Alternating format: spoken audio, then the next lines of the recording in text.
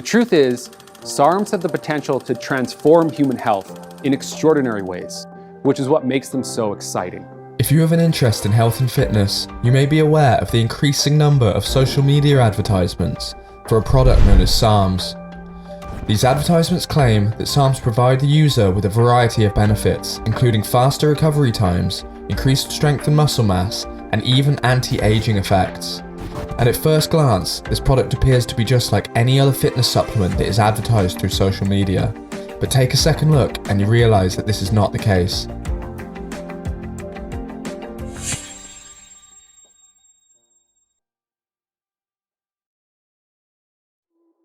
Well, for those of you who don't know, SARMs are a group of compounds called Selective Androgen Receptor Modulators, and they're essentially drugs that are structurally very similar to anabolic steroids. Steroidal SARMs derived from testosterone were first discovered by scientists in the 1940s, shortly after the first documented uses of anabolic steroids. Fast forward to the 1990s and a number of non-steroidal SARMs are discovered, which is the variety that we see marketed today.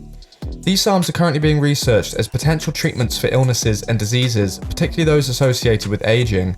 However, although SARMs are in the process of being researched for medical purposes, their usage within the fitness industry has been steadily increasing over the past 5 years. The evidence suggests that SARMs have anabolic effects that surpass that of any traditional fitness supplement on the market, and there are many positive testimonies available from users of SARMs. My strength just started to slowly increase. I could put on about like 5 pounds on my bench every week. As you can see in these pictures through my progression, SARMs definitely work. So what separates SARMs from other performance-enhancing drugs, such as anabolic steroids? SARMs are a synthetic chemical and are consumed orally. They are designed to be more selective than steroids, specifically targeting muscle tissue, without impacting other areas of the body. The companies selling SARMs claim that because of this, they do not create the same side effects as anabolic steroids. Steroids are linked to an increased risk of some cancers, like prostate. SARMs are safer than steroids in this regard. Sounds like someone's selling SARMs.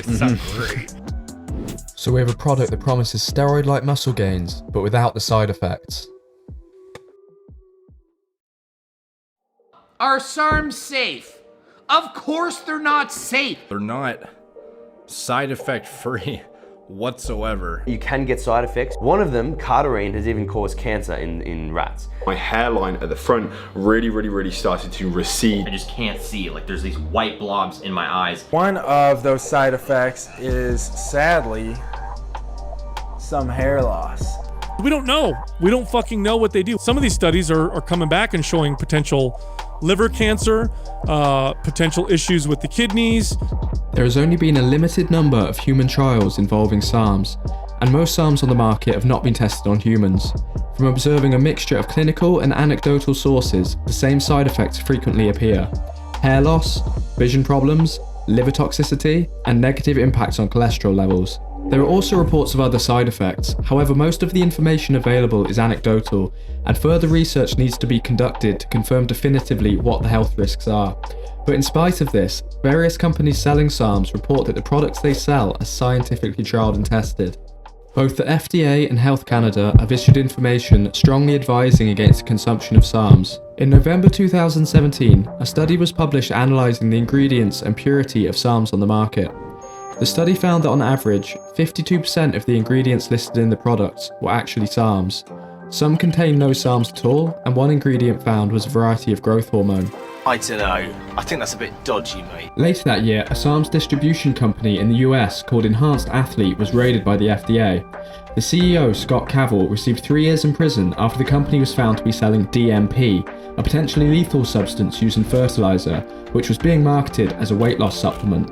A few years prior, Cavell was incarcerated for running a multi-million-dollar mortgage fraud scheme. The co-founder and public face of the company, Anthony Hughes, otherwise known as Dr. Tony Huge, initially fled the US in an attempt to avoid criminal charges. This is one of the only instances of legal action involving the distribution of SARMs, and today there are more advertisements for SARMs than ever before, so how is it that they can be purchased by anyone with the click of a button? How can you sell it though? Because the doctors won't prescribe it, right? I mean, no, because it's not an approved drug. Most of the SARMs are not approved. If you're selling it as a supplement, it's a misbranded drug. If you're selling it as a research chemical, if you're selling it as a research chemical, wink, wink, under circumstances that make it clear that it's really a drug, that's selling an unapproved drug. And this is exactly how SARMs are currently sold. Unlike steroids, SARMs have not yet been declared a controlled substance, and while research is being conducted on SARMs, they can be sold as a research chemical. The product must state on the bottle that it's for research purposes only, and not for human consumption, even though there is virtually no mention of research in the advertisements, nor is there any mention of side effects or potentially dangerous outcomes from consuming them. And this is exactly the issue, the way in which SARMs are being advertised. When running a promotional campaign through Facebook, the seller has the right to remove any comments they wish. This makes sense as a marketer, as you can create the illusion of positivity around the product that you are selling, and if everyone else likes something, then suddenly it seems that much more appealing. However, when this methodology is applied to an untested and potentially dangerous product, certain moral ethics come into question. While doing the research for this project, I began to monitor the adverts appearing on Facebook. Each time a new advertisement appeared, the comments in the threads were always very positive. This is understandable. Many people who purchase SARMs are happy with their results.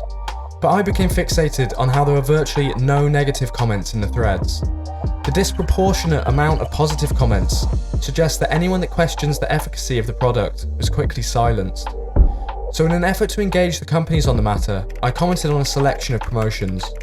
Most of my comments were hastily removed, but eventually a company called Summit SARMs, part of SARM Canada, did respond to one of my questions with the following: "We only delete those which talk about steroids." Therefore, if anyone draws a parallel between the side effects of anabolic steroids and SARMs, this particular company removes them. Other companies may choose to simply remove all negative comments. The question as to whether steroids or SARMs should be controlled substances is another matter. Those who choose to take performance-enhancing drugs should likely be able to do so. There is now more information available on this topic than ever before, and a person can get a wealth of knowledge from sources such as YouTube, in order to weigh up the risks versus the rewards. However, what should be questioned is the ethics behind the shady and deceitful marketing of unapproved drugs through mainstream social media platforms, where any impressionable person can access them, including teenagers and children. You think it's shocking that a 14-year-old will come out and say he's on Tren or SARMs? There are thousands of these kids out there. Do I take any supplements as a 15-year-old bodybuilder? Yes, let me show you what I take. I had a phone consult with the parent of a 13-year-old girl asking me which SARMs to put their girl on so that they could be better at sports. As if it's okay to give them SARMs. Oh, they're not steroids, it can't be bad. And it's exactly this kind of problem that is being fueled by the misinformation and lies that these advertisements tell. SARMs are being marketed like any other fitness product, and because of this, there are people that will assume that they are safe. In an effort to protect the health of people who may not see through the misinformation being spread by SARMs companies and try their products as a quick fix for building an idealistic physique, perhaps drugs should not be marketed to the public while they remain untested and unapproved. And perhaps internet marketing hosts, such as Facebook, who use people's interests and hobbies for targeted advertising, should not allow supplement companies to leverage their platform to sell unapproved drugs just so they can make a profit.